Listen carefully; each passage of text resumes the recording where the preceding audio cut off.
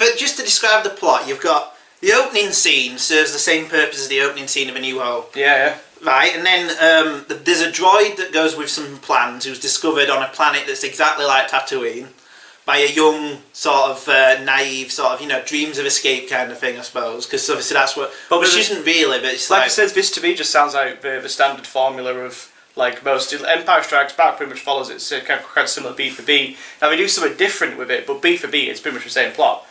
Luke finds a MacGuffin, he tells him to go off to somewhere, he learns stuff, and then, you know... It's a different film, but kind of it's just a similar-ish formula to most films. It's the way it's presented that's important, and the way it's presented is a bit different. In terms of the execution, I can see what you mean in terms of it's similar to A New Hope. In terms of the story structure, it's just standard Hollywood story structure. But even like Empire Strikes Back, though, it had at least new planets and things. Like you went to Hoth, which was nothing like any of the other planets, and that's true. Dagobah was completely different. But that's exactly what I'm saying. But like, that's in this film. The execution was mishandled, but the same basic plot structure is the same as any other big blockbuster film. Having Jakku not being Tatooine is stupid. Yeah, like that doesn't make any sense to me. It might as well have been Tatooine. Yeah, I don't see why it wasn't. The whole thing with the kind of like the Death Star thing and using the there wasn't no plans was, but that's where it gets confusing. It's more the first half, I think, which is more like A New Hope. We've only got the whole thing of, you know, the droid going through the desert looking for its master and that kind of thing. But the first half's very New Hope, and I think the second half's more Empire Strikes Back-y. Yeah. But even like you were saying, like with Han Solo's death, you were saying that I thought it was more a reference to Obi-Wan dying. No, see, but then what happens is as soon as he dies, they cut to her going no, which is exactly the same shot for shot as what happens in A New Hope. But I see, I don't think it is. I don't think it is beat for beat. I think it's more in common with The Empire Strikes Back. The moment where they kind of walk into like a darkly lit room with the smoke, you've got the single bridge and you've got the lights, and the whole set design was meant, even like the shot, which is like an overhead shot, was meant to be a direct reference to when Darth Vader's going after Luke and he's on the little bridge and that kind of stuff. Yeah. The minute they referenced that scene in Empire, I was like, I know what's going to happen. Yeah. He's going to kill Han Solo. Yeah, not really, because like in A New Hope, Obi-Wan knows he's going to die and he accepts that. Han Solo, it comes as a surprise. He doesn't know because he thinks he's actually gotten through to his son. Yeah. So I don't think it's kind of beat for beat same as A New Hope. If anything, if it is, at least in virtue expectations. But even then, like, but then you could say they undermined it by cutting to Chewbacca and Rey instead of focusing again on the Han Solo and Kylo Ren stuff. Because the scene is meant to be sort of an emotional moment between a father and son, but then they cut straight away to the other people in the room. What do you mean after he's been killed? Well, yeah, when he gets stabbed, though, it's him being stabbed, and then it cuts away to her. But then you can give the exact same criticism of in A New Hope, because when Darth Vader kills Obi-Wan, it's a student killing a master, basically it's almost a de facto son killing a de facto father. But then, and then at least Luke Skywalker. But in that, it's more, it's built up more that Obi-Wan. Basically, it's just a difference in relationship. Like, it's built more that Obi-Wan is like a father figure to Luke, in a way that's much better than in this film, where it builds up that Rey is a Well, that's it, because they've got no real connection outside of the fact they both know how to work the Millennium Falcon. But that's what makes it worse than because in the... I agree with you. It makes perfect... In A New Hope, the reason it cuts back to Luke is because it's his sort of... It's this person who represents what he could become, like a Jedi and an escape from his boring planet. So it makes sense to cut back to Luke, to have his reaction. In this one, cutting away undermines the more interesting stuff, which is a father being killed by his son. Like, that scene could have easily worked just as well without even them two being in the room. But that said, I don't know. And then it cuts to them shooting stormtroopers exactly the same as it does in A New Hope. I don't think there's anything wrong with that. Yeah, I don't know. I think it should at least try and make its own iconic moments. I agree to an extent, but I think some of your comments are a bit too cynical, personally. I don't think the ripping off and homages of scenes are anywhere near as cynical as they are like in Spectre or Into Darkness, where Into Darkness has no original elements. And I'll agree that it's better film than either of those two, by far. Or like in Spectre, where there is no original ideas and it is all just ripping off of the James Bond films because that's successful. Yeah. I at least think, like I said, most of the homages are fine by me. Some go one step too far. I do agree, I thought about it, good to think of it. I do agree that I think the first half is maybe a little bit too similar in setup to A New Hope, but I don't think there's anything wrong with that. Besides, it's not making any original moments. And I liked the second half, and I liked how it evoked the whole kind of Empire Strikes Back feel. Yeah. But I don't think there's anything actively wrong with it. It's just a bit of a shame that, don't you want to make your own iconic, memorable moments? Yeah. Parts and. But that was a major issue you had with Spectre and stuff. And well, that's it. Like with Spectre, it's cynical. Yeah. With Spectre, it's lazy. I just think that all they're doing with this is trying to make money. At least with Force Awakens, it's loving. Yeah. I just think it was just a cynical ploy to make more money from it. Because basically the whole film is micromanaged to an inch of its life. Oh yeah. It's just we'll avoid anything in the prequels. But that's it though. Yeah. Like going into this kind of thing, you have to accept that. You have to accept that with all big blockbuster movies. You have to accept that they're micromanaged to death. You have to accept they're made for a certain audience with certain financial and company goals. But you compare this to a great blockbuster from this year, Mad Max. But Mad Max are like an anomaly though. But that's how all of them should be that great. I agree. You can't just lower your expectations to the point where you like a film. But no, that's not what I'm saying. I'm saying the studio system is in place to make a certain kind of film, and you almost have to accept that and just take what you can from it. Yes, in a perfect world, everything should be like Mad Max. Yeah. Every film should be as daring and as ambitious and as fun as Mad Max, but unfortunately that's not the world we live in. The only way to stick it to the studios is by not going to go see the film, and they'll be encouraged to make more experimental films. Unfortunately, we've both failed in that. Yeah. Because, point between us, we both have seen it twice, and we're giving money to the studio. Yeah. So, we're both failures in that regard. But the film just... I just think that, there's just nothing... I what is agree. the point of seeing the film? Why not just watch A New Hope and Empire again? Because Disney is selling it as the exciting new Star Wars film. But it's not, it's just average. Well, yeah, we know that, but the studio doesn't see it that way. Like I said, it is an exercise in studio-mandated main film. Yeah. Unfortunately, with most blockbuster films, they are made for a certain reason. We all know the reason. And you have to take what you can from it, They're not going to be daring or experimental. They should be, but we don't live in that world. But I'm just saying, you can't say that a major problem with a film is if it's not... you wouldn't expect an indie film to be a rip-off. Everyone had a go at them films that came out after Pulp Fiction that were rip-offs as Tarantino films. Mm-hmm. But no one said, that's fine. It's not like, I wouldn't say it's ripping off A New Hope. I would. I don't think it is. It's just the same, though. It's not. They even at the end have to go after a small section of the new Death Star. They even do a thing.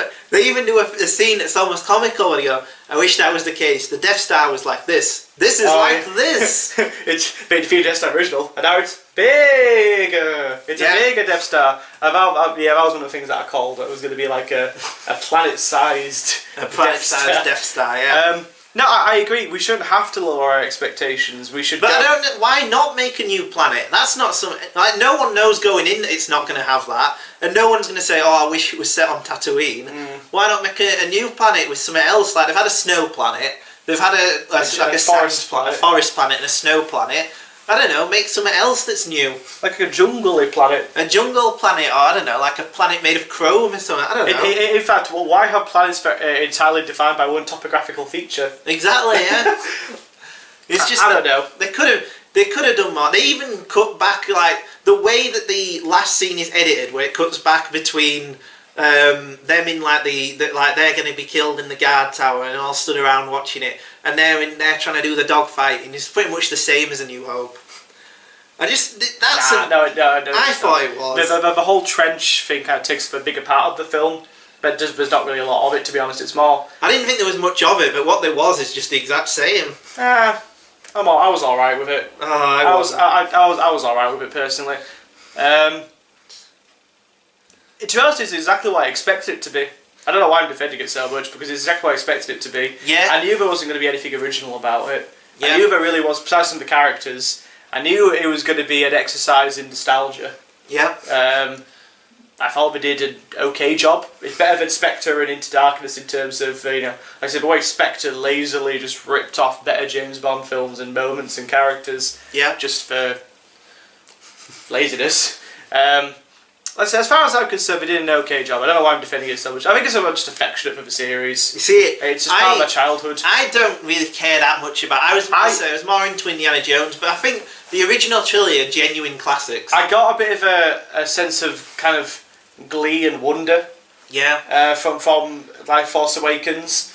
I walked away having enjoyed the film, but forgot about it the next day. You see, it's just forgettable. It doesn't sit with you. I agree. Yeah. I'm not disagreeing. I think I said my only thing I disagree with you about is the whole kind of the way it kind of works with A New Hope and works with Empire Strikes Back. I think there's elements in there, but I don't think it's like to the point where it's cynical or anything. Okay. I just think it's more like J.J. Abrams being too afraid to do something original. Oh, it's an homage. Yeah. Whatever. That's, you compare it to the prequels, and Well, they're better films than them. As a pure exercise in studio filmmaking. Yeah. It's just fine. It's like genius, really. It's a functional machine. It's perfectly functional because me and you, who actually we care about film, we love film, we want to see it being respected. Most people aren't like that. No. Studios know that people don't want anything different. They want exactly what they got previously, and they have hit the ball out of the park with Force Awakens. It's exactly what people want from the Star Wars film. You know what? George Lucas said it right about The Force Awakens. What? He said he liked the film, and fans will love it. Yeah. So for better or for worse, Star Wars fans have got exactly what they wanted. But it's not even the kind of film, like the originals, I can understand why people love them so much. They're not my favourite films, but I can understand why they would be. Like the original it's not deep, but it has that emotional underpinning of Luke is, he's like a normal kid having to escape into he wants to, that's a feeling that's resonant. Even like in A New Hope, there's so many plot holes and inconsistencies and things that don't make any sense, but you forget about it because you're emotionally invested. Yeah. And you kind of can forgive it. Force Awakens, I cared a bit. I didn't really care. I think what they could have done to get you to care, they held back. Yeah. In order to build, because they're obviously going to in the next one to explain who Rey's parents are and Kylo Ren's back and all that. But if they had that in this film, that would have been much better. You would have cared more. The acting is great, but the characters themselves are quite poorly defined because they're basically waiting to build up the backstory for later on. Here's my thing. Yeah. I've got a theory about the Gwendolyn Christie character. Oh yeah. What's that? I don't think they're going to explain a backstory in the films. What do you reckon? She'll just be nothing? I think she was intentionally done by the filmmaker to be a mysterious character, like Boba Fett. Yeah. Like a cool character in the background, which we don't know much about. And if you want to go buy the books or read the comics, you can find out what her backstory is. Yeah. I don't think we're going to explain her character at all. No. She's going to be a bit in the background. Yeah. But yeah, it's just... there's a quote by George Lucas where he's talking about them, and it sounds quite cynical, and you can take it either that he's being true or he says, I'm a poor filmmaker who I'm not a good director, but I created these films so people could make their own stories using the environments he created and the toys and stuff. I don't know. But who would want to make a character with these? It's not like a new wondrous world though. It's just like we said before though. For kids it'd be great.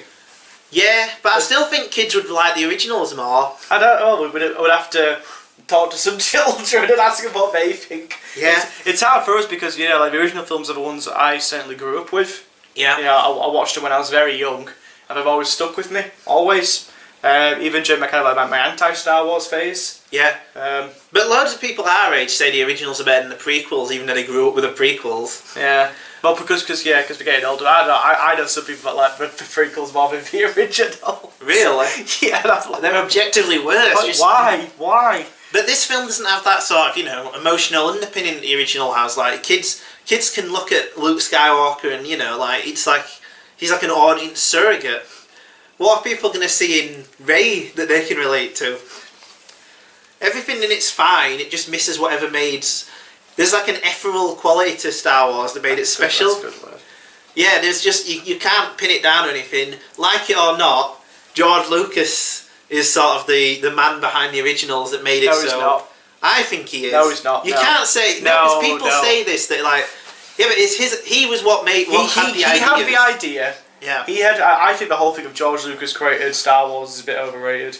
I don't. He had the original concept, but you hear the stories and you look at the original rushes and the original cut. The film was a disaster. The acting was hokey. The script wasn't great, and the editors and the technicians and the composer who knew what they were doing made it into a great film. Yeah. And it could make you forgive the not very good acting, the stilted script, the poor deliveries. Yeah. But then how do you explain the fact this isn't as good as the originals? Surely if anyone can make a Star Wars film, then you could have just... Anyone could make it. You might just have a factory because you had a... it's the reason why Return of the Jedi wasn't as good as the other two. You had a great executive producer. Yeah. In Gary Kurtz. Gary Kurtz was basically the no man. Yeah. He said no. But I'd say they came out of a special place. Like I said, George Lucas, he's like I say, he's a great ideas man. He had the idea for Empire Strikes Back, but he didn't write it. Yeah. Lawrence Kasdan wrote it. He didn't direct it. Irvin Kershner directed it. He had a brilliant editor. He had John Williams with his brilliant music. So George is a great ideas man.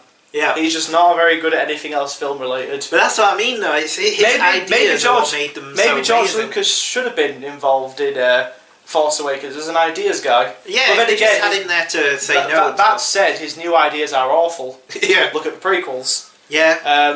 Do you think the ideas behind them are awful? Mostly. Yeah. But if they had a But then again, it's the same reason why bands that were great in the 20s are now rubbish when we're in the 60s. Yeah. They had a great creative spurt when they're young, and then when they get into the 60s, they're just rehashing the same old shit. It's a bit like that, that's how George turned out. He had a brilliant creative spurt in the late 70s, early 80s with Star Wars and Indiana Jones. These great ideas which other people took on, but now he's a bit... Yeah. Now he's making shit about... Like, do you remember that... this only came to my mind the other day. Well, Red Tails. No, not Red Tails. That animated musical film. Oh, yeah. Remember that? That no one talks about. Yeah. That he produced. Does that even get released over here? I don't think it did. No. That's depressing. But yeah, I think, there's just something about those first two, and to a lesser extent the third one. Yeah. They're special films. Like I said, the guys that knew what they were doing took the cut of Star Wars, which was a disaster, and made it into this brilliant film. I just find it depressing now that there's going to be 6 in 6 years. That's what that's the most depressing thing I think. I've got no interest in seeing Star Wars Rogue One. No. I don't care about the Han Solo film. I don't care about the Boba Fett film. The only one I care about watching is Episode 8 because I think they have set things up okay for another one. Yeah, it might be good, that one. Yeah. I don't know that because I still think that Disney are going to micromanage it and say it has to be like this and like that. And audiences like movies where it references itself because nostalgia's a thing. Yeah. Get more nostalgic. Oh, how about instead of Cloud City, how about I don't know, Windy City. Windy City. I don't know. But even if they did that, I mean, this film, like Force Awakens, is just like, remember Tatooine? Make Tatooine. It's not even make something similar. Don't call it Tatooine. Call it Jakku. Exactly. Yeah. It's like, what is the It makes no sense why the planet is. I agree there. You're gonna do a desert planet in Star Wars. Yeah. Just make it Tatooine. Make it Tatooine. You might as well. Yeah. I'm sure. But it's classic J.J. Abrams. Yeah. You know what I mean? I wouldn't have minded all the kind of homages and kind of like the blatant like plot beats of the others if like the film answered questions quicker. Yeah. It's my big problem with J.J. Abrams as a storyteller. He raises too many questions. It just raises too many questions. But then if you waste questions, people will see the next one to see the answers. That's the reason why there's so many new stuff in the film. But the original Star Wars was such a self-contained little story, and there was room for expansion, but it was like it was done. Yeah. Well, I thought a good example would be like The Empire Strikes Back ends on a cliffhanger. Yes. But it's not a massive cliffhanger. It's as if like instead of at the end where he goes, "Luke, I'm your father," he goes, "Luke, someone's your father." No. And then it's like, watch the next one to find out who. And it's like a cliffhanger like that works well. It takes a big assumption that you care about these characters instantly in Episode 7. Yeah. Like, you care about a character as you learn their personality, you learn the backstory, you learn what makes them be, their basic screenwriting 101. Yeah. And you need to have those 3 elements to make you care about character. So look at the original Star Wars film. You get an idea of who Luke is. He's a cocksure, but lovable, ambitious farm boy who's sick of the planet he's living on. He wants to go out there and make a name for himself. His backstory, he's an orphan who lives with his aunt and uncle on a desert planet. He's a farmer, and you get a sense of who he is and what his life is, and you understand what his goals are. And then you want to see him succeed. Yeah. You want to see him get out of Tatooine. You want to see him save Princess Leia, and you want to see him blow up the Death Star. You care if you'd got rid of the whole thing of not learning Luke's backstory. It'd make you care about a little bit less. Yeah. Because you don't understand him as a person. Yeah. Now obviously those two elements work in tandem with each other. Han Solo's a great character because he's got such a strong personality, but you don't really learn a lot about his backstory. No. But that kind of what makes him such an interesting character. He's kind of cocky and oversure. Always and shoots first. Always shoots first, yeah. But so they make up for the kind of not revealing his backstory by having this great big personality. Yeah. So all the elements have kind of got to work together, but when you intentionally are denying elements of the story, denying elements of the character, it makes you care just that little bit less. Yeah. I think that was a big problem with this one. Yeah. The only character I felt any kind of emotion for was the Finn character, because I understood his backstory, yeah. I understood his personality, and I could get into his character a bit, which is why I was in the film a bit more. Yeah. Well, that was what was great about it. He had backstory, motivation. And he was confused. Just because he is a stormtrooper, and they established that stormtroopers are children who've been kidnapped, that you can write his backstory yourself. Exactly. Yeah, you can fill in the gaps. Exactly. Yeah. It didn't do a thing where I don't know. He looked out a window and goes, "I'm so tortured," and then you just didn't know why. Yeah. That would have been that's like the kind of analogue to the other characters. Yeah. Yeah. But yeah. While someone like Rey, I think she's got a good personality, and I imagine she has got a good backstory, but they've denied that backstory and saving it for another film. Yeah. It makes you care that little bit less about her as a character. It was almost like a TV pilot or something, where they assume you're going to watch the next one. Yeah. Kylo Ren as well, because Kylo Ren was one where, I thought his personality was interesting. Yeah. And the backstory, which we revealed, was interesting, but we didn't do enough. No. We didn't reveal enough. I also thought it was weird how we just dropped into a conversation that Kylo Ren was Han Solo and Princess Leia's son. Do you remember that? We just randomly drop into a conversation. It's like saying, oh, by the way, my father's Hitler. Yeah. Yeah. Oh, okay. Yeah. I guess we're doing this. Yeah, deeply flawed. Yeah, it's deeply flawed. It's deeply flawed, but I think a perfectly fine film. Yeah, it's fine. I enjoyed it a bit more than you, but the criticisms I mostly agree with. But the stuff we disagree with is mostly just kind of small stuff. Nitty gritty. In the long run, we both pretty much agree about the film. It's just little nitty gritty stuff. But I think even though just without the homages, there's still major problems with the film. Oh yeah. Characterization, plot holes. Well, not even plot holes, just the way that the story doesn't add up. That's it. With Star Wars, the whole thing of the Death Star, it's this impenetrable fortress, but it's got one tiny little vent, which if they manage to put something through it and blow it up, that makes no sense whatsoever. No. Why the fuck would you risk that? Why would you risk your $1 trillion death weapon for not covering up a tiny little vent? That makes no sense whatsoever. Because you emotionally care about the story and the characters, you're okay with it. Also, to put on the analyst hat, the films, what they get stick for, but what's actually the most brilliant idea in the whole films, is that they're infantilizing. They essentially put you back into the mode of a child. Yeah. This film, I thought, couldn't do that, because they also, the dialogue is a lot jokier and more modern. Yeah. So it feels more modern, and therefore, in a way, because they're also asking you to sort of go back to a child's point of view to understand the film in a more basic point of view, is almost working at a counter purpose. Yeah. Like the original, there is cheesy dialogue, and the characters are like children, the way they react to things. But that works because it puts you back into a child's point of view. Certainly with the first one, yeah. With the first one, the second one is much more adult, deep and he's more dense and adult. But the first one is about essentially becoming a child again, looking at all. I am Luke Skywalker, blowing up the Death Star. But this one, because of the baggage of being the 7th in an entry, and it has to be modern to appeal to a new audience. But it's also going to appeal to fans of the old ones. Yeah, we've got to make jokes about, have you got a boyfriend, cute boyfriend? And that's sort of like a modern... You'd never get that in the originals. Oh, no, I don't know. Sorry, we talked about what trailers were before. What? The Batman vs Superman trailer, the new one. Oh, God. Oh, my fucking God. It looks like the worst film ever. Yeah. That looks like infantile and stupid. Yeah. But infantile doesn't have to be bad. No. I also think people levy, certainly like snooty art critics, will raise against people like Star Wars and Steven Spielberg's that the infantilize. That's it. Infantilize movies. Yeah. There's room for pecking Paul and Steven Spielberg. That's it. You know, the end of the day, movies are such a big landscape. Yeah. You know, if you want to just watch your blockbusters, that's fine. Whatever. If you want to watch your little house films, that's fine. They're not going to go anywhere.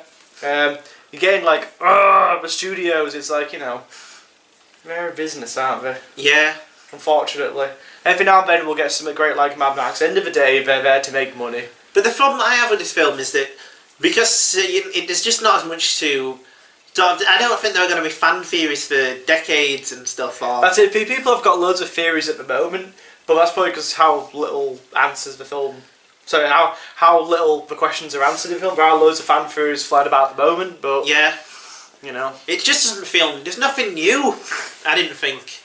You know, and I mean new in the sense that Star Wars was new, and Lord of the Rings was new, and even to an extent Avatar. I know that the plot wasn't new, but the technology was new. The technology was new, and the vista. It's almost like, you know, take the problems with Avatar are that it's visually extravagant, but the plot is completely just shit. Nothing. Yeah, the characters are shit. Is that this film was just like there's just nothing new or to excite or to. Do you think Avatar 2 is going to be like that?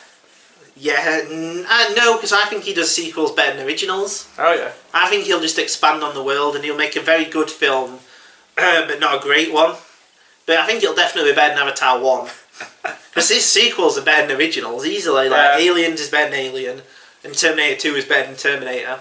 But yeah, so anyway, any closing thoughts on the Force Awakens? Well, we covered a lot of it.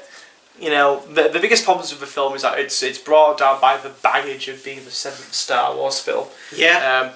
I wish there was more room for the new cast to grow and learn about personalities and the backgrounds a bit more. I wish they weren't withholding things for future films. Yeah. The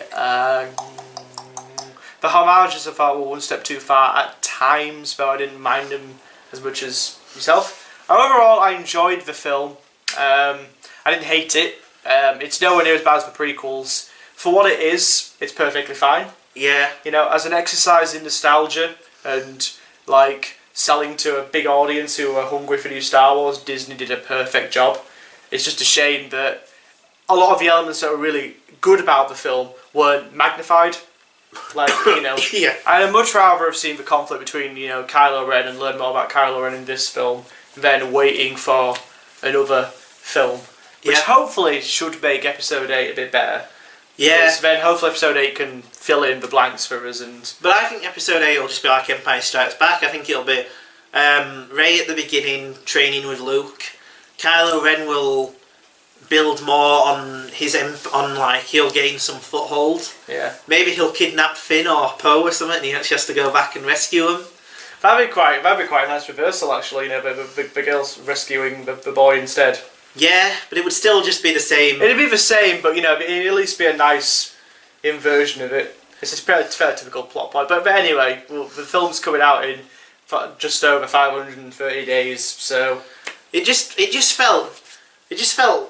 Well, it's just a bit. I didn't feel as much as I was expecting to. Yeah, that's my biggest thing. I wouldn't have minded like all the homages and the kind of inconsistencies if I emotionally cared about what was going on. I cared about some of them, but not all of them. Not the important ones. No.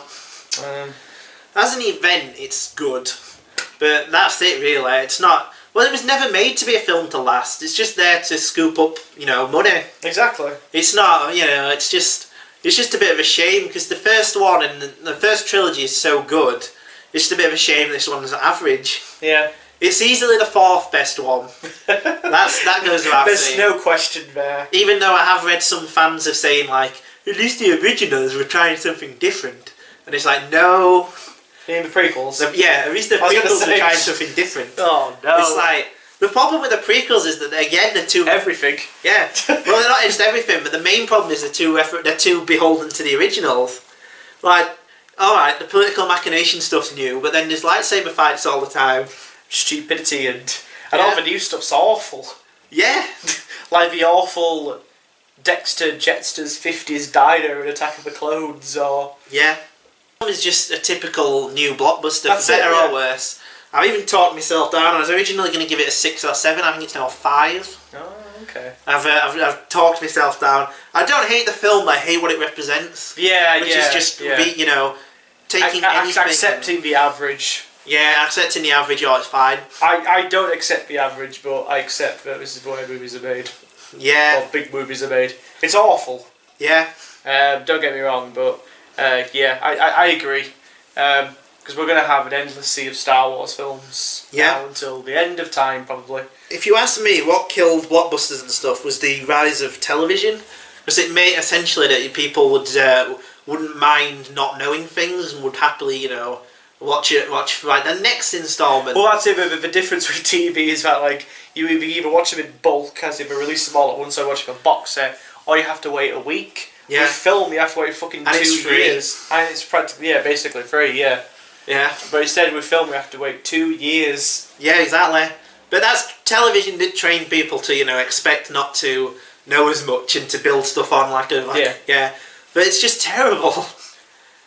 I mean, not the film. I mean the terrible idea. But yeah, what would you give the film?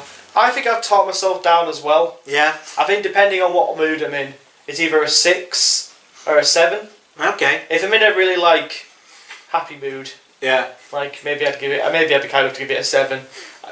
Talking about it, and the moment for me when I lost a bit of that kind of bit of wonder from the film was when I was thinking about the Gwendolyn Christie character. Yeah. And why we didn't really expand her that much, because Gwendolyn Christie is a really, really good actor. Yeah. She's really great in Game of Thrones, and she's a small background character, but she's got a lot of personality and she's got a great backstory. She handles those kind of characters she handles that character really, really well. I was thinking, why didn't we do anything with Captain Phasma? Yeah. She's in the background, she has a couple lines, and she doesn't really do anything. Oh. They're trying to make up a Boba Fett of the new series. Yeah. Oh. And then I was like, oh, I get it. Yeah. So depending on what mood I'm in, it's either a 6 or a 7. I couldn't even recommend the film. It's too cynical as a... Can I give my first decimal point? Can I give it a 6.5 out of 10? Yeah, that's fine, okay. Obviously. Yeah. They're essentially pointless, the rating system, isn't it? Yeah, I give it a 6.5 out of 10. I liked it a bit more than you, but I have a bit of a lot of frustration with it at the same time. I think if you watched it a second time, you'd like it less. It's the unanswered questions for me. Yeah. And probably be attempts not to try something a bit. Just from the characters, because like I said, I like the new characters. I just wish they weren't in this film. Yeah. You know what I mean? I wish they had their own film. Yeah. I don't think that's unreasonable. Well, as I said, taking the bare bones of A New Hope would have been fine. I mean, everything has done. And lots of things that are good have taken the bare bones of it. It's just the fact that the desert planet's the same. They have to hit a small vent, which is the same as a Death Star. Yeah. Stuff like that. They're walking around corridors that are exactly the same as the whatever it was in the original. Death Star. It's not the Death Star though, is it, that they walk around in the original? And they don't live on the Death Star, do they? Oh yeah, they do. We do. Oh yeah. Well, that's confusing. Why would they live inside their evil machine? Exactly. Yeah. Why would they have crew quarters in something designed just to blow planets? Yeah. But too many unanswered questions, too much character motivation confused. Yeah. Not enough explanation of what had happened in the interim to make it make any kind of sense. Typical J.J. Abrams. Well, the only one of his I've seen is Mission Impossible 3, which is really good actually. I like Mission Impossible 3. Yeah. But yeah, because it's not bogged down, because Mission Impossible isn't a Byzantine massive space opera. The Mission Impossible film series is literally one that you do not watch, you do not think about, you don't care about the characters. Yeah. And then when you go watch the new one, you'll be like, oh, that was a really fun, entertaining film. I really enjoyed that. Yeah. I'll never think about it ever again. But yeah, it's fine. I couldn't even recommend watching it, because I just couldn't, in all good conscience, recommend the film this cynical. I want to say I'd recommend it, but everyone who wants to see it will have seen it. Yeah. You know what I mean? What did the people you went, because we didn't see it together, what did the people you saw it with, the norms? My My girlfriend had a similar reaction to me. Yeah. She said it was good. Not great, it was good. Yeah. My brother, similar. He said I got into bits of it, but overall I liked it. Yeah. And then my other friends, they were kind of similar. Yeah, it was good. So everyone just enjoyed it. Yeah, enjoyed it. The audience coming out seemed to, I was actually talking to a guy in Parish the other day. Oh yeah. When I was waiting for my friends. Which is a pub. It's a pub in Huddersfield. Yeah. And he was like, I was talking to one of my mates, we were ordering a drink, and I was like, Force Awakens, it's only 3 hours, okay. And the guy was at the bar, and he was like, I've seen The Force Awakens 3 times. And I was like, it's only been out for 48 hours, how have you seen it 4 times? Or 3 times? I was like, I saw it at midnight. I saw it yesterday. And I saw it this morning. Oh no. And it was like, what'd you think of it? It was okay. And that just sums it up. Yeah. Well, when I walked out of the first screening, there were these two people in front of me, and one of them went, "So what did you think?" He went, "Well, it wasn't that bad." And that was it. That's all he said. And then he walked out talking about something else. Yeah, it wasn't that bad. Obviously, years of hype and building up, and people just walk around like, yeah. That's the thing that disappoints me. If this film was abysmal, I would find that to be funnier than now. Yeah, it would be quite funny. If this film was, I think, because this is the first Star Wars film to released at Christmas, I think they should have just wheeled out a remastered version of the holiday special. Yeah. It would have been like the most elaborate prank ever. But there's so much you could go on, it's set after the prequels again, they're bogged down by the fact they have to tell a story everybody knows. But with the prequels, everybody said the problem with that was that you knew no one would die from the fights. That was a major issue everyone had. How is that any different from the fact that everyone knows no one's going to die in this? Because in the prequels they do them as cartoon characters. Yeah. Where there is no risk, there is no stake. Yeah. Plus also, being a prequel, you know where the characters are going to end up. Yeah. You know Obi-Wan's going to live. You know Anakin's going to become Darth Vader. You know the Jedi are going to be killed. And the fights themselves are tensionless cartoon nightmares. Yeah. So no, it's completely different. Fine then. But anyway, yeah. If you find any other points that can support that, then I will. That's fine then. Well, anyway. Yeah. So yeah, that's the review. But it's just there's so much they could have done with it. It's the problem. Yeah. Like there's they don't. I was thinking especially during the middle sequence where Han Solo's talking to the freighter pirates. I'm like, really? Yeah. We're doing this. Well, I just think that this goes back to what we're saying about what makes Star Wars Star. They don't have to have Han Solo in. They don't even have to have the Force or the Jedi's are out. Like, what makes a Star Wars film a Star Wars film? And then it's like, just continue the same story, just do it again.